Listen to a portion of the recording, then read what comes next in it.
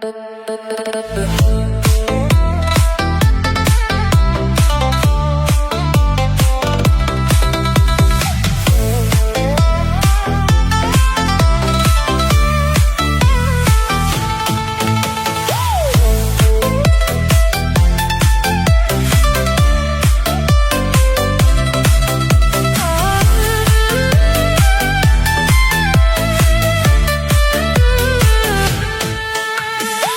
buồn người đi lệ sâu hen mi lòng thân nhớ thương người ký ức từng mảnh vỡ tháng năm hoài mong nhớ.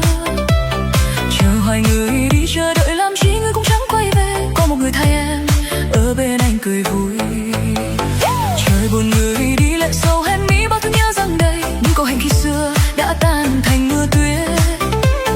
Mượn rượu nồng cay hội hạt mưa bay anh đang ở nơi nào, bỏ em lại nơi đây giữa đêm tuyết lạnh rơi.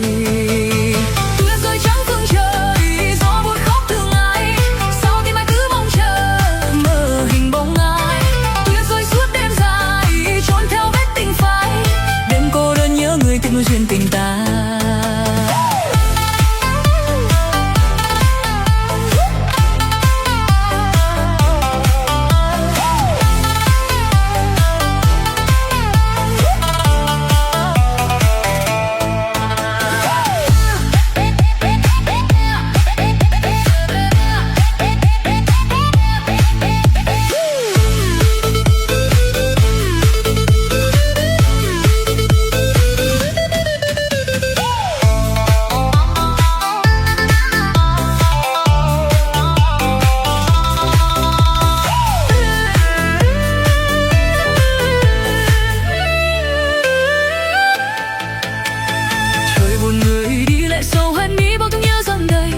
Khi xưa đã tan thành mưa tuyết, mượn rượu nồng cay hỏi hạt mưa bay đang ở nơi nào, bỏ em lại nơi đây giữa đêm tuyết lạnh rơi.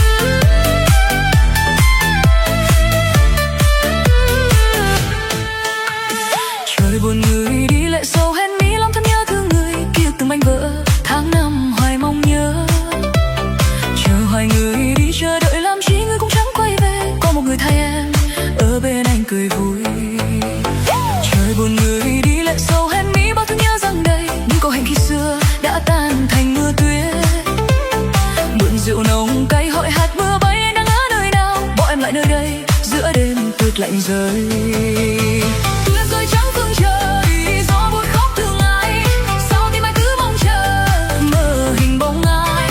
Tuyết rơi suốt đêm dài trốn theo vết tình phai, đêm cô đơn nhớ người tiếc nuối duyên tình ta.